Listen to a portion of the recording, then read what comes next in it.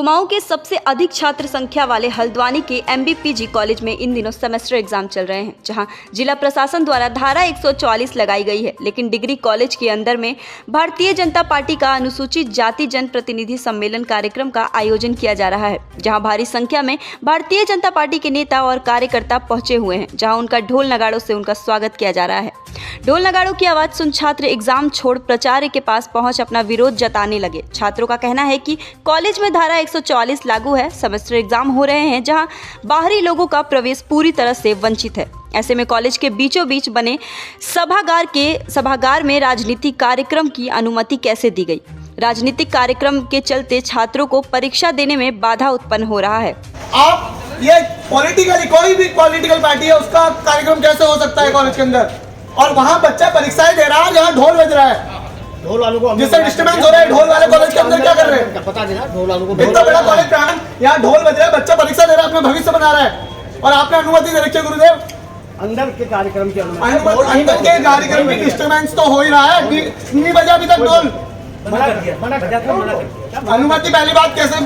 कोई भी political party की आपने कॉलेज के अंदर पढ़ाई होनी चाहिए गुरुदेव, पर लेकिन ना यहाँ पे किसी तरीके से यहाँ पे देखो आज एग्जाम चल रहे हैं जहाँ धारा 144 है। छात्र रक्षित बिष्ट ने कॉलेज के प्राचार्य के सामने अपना विरोध जताते हुए कहा कि राजनीतिक कार्यक्रम के चलते छात्रों के पेपर में बाधा उत्पन्न हो रहा है, बाहरी छात्रों को प्रवेश पूरी तरह से वंचित है। ऐसे में राजनीतिक कार्यक्रम की अनुमति कैसे दी गई?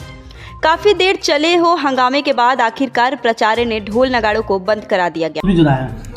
कुछ छात्रों ने एक छात्र मात्र एक नारेबाजी करते हुए आया मेरे पास।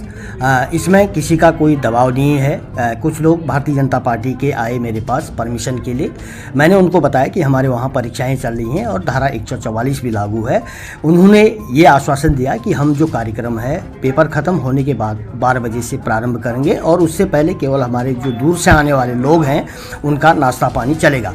बावजूद उसके दो ढोल वाले महाविद्यालय में आए, उन्होंने एक बार हल्का सा ढोल बजाया तो शायद उस ढोल की वजह से उस छात्र नेता ने उसका विरोध किया। फिर हमने वो ढोल वालों को तुरंत बाहर कर दिया था और कार्यक्रम उनका 12 बजे के बाद चलने वाला था। उन्होंने ऐसा हमको बताया था और विधिवत उन्होंने परमिशन ली थी और मैंने धारा 144 और परीक्षाओं की जानकारी उन्हें पूरी दी और उनका ये कहना था कि हम विद्यार्थियों को कोई डिस्टर्बेंस नहीं करेंगे, हॉल के अंदर हमारा कार्यक्रम चलेगा और जिसकी आवाज़ हॉल के बाहर तक नहीं आएंगे, हम कोई बाहर से कोई अपना माइक वाइक सिस्टम नहीं लगाएंगे। सर वही बात करी जाए, जिस तरीके से कॉलेज का कम प्रांगण और नेताओं का प्रांगण ज़्यादा लग रहा था, इसको लेके क्योंकि गाड़ियाँ जितनी भी गाड़ियाँ बीजेपी की नेताओं की गाड़ियाँ कॉलेज के अंदर प्रशासन के अंदर घूम रही थी, इसको लेके नहीं, कॉलेज के अंदर तो उनके जो बीजेपी के कार्यकर्ता हैं या उनके जो VIPs हैं उनकी गाड़ियाँ आई कॉलेज के अंदर, घूमी तो नहीं, उन्होंने आके गाड़ी को सीधे फील्ड में पार्क किया और हॉल के अंदर चले गए और छात्रों को इस प्रकार का कोई व्यवधान परीक्षा में नहीं हुआ। मात्र एक बार ढोल बजने के कारण थोड़ा सा व्यवधान हुआ तो उनको बता दिया गया कि और उनको तुरंत बाहर कर दिया गया। कॉलेज के प्राचार्य BS बनकोटी ने कहा कि भारतीय जनता पार्टी का अनुसूचित जाति सम्मेलन का कार्यक्रम है, जहां कॉलेज द्वारा सभागार में सभा करने की अनुमति दी गई है। राजनीतिक दल द्वारा ढोल नगाड़ों को बुलाया गया था, जिसके चलते छात्रों को भी व्यवधान उत्पन्न हुआ है। ऐसे में ढोल नगाड़ों को बंद कर दिया गया है। उन्होंने कहा कि कॉलेज में धारा 144 लागू है, लेकिन उनका उल्लंघन नहीं हो रहा है। काफी देर तक हुए हंगामे के बाद आखिरकार मौके पर पुलिस भी पहुंच गई, जहां मामला को शांत कराया गया।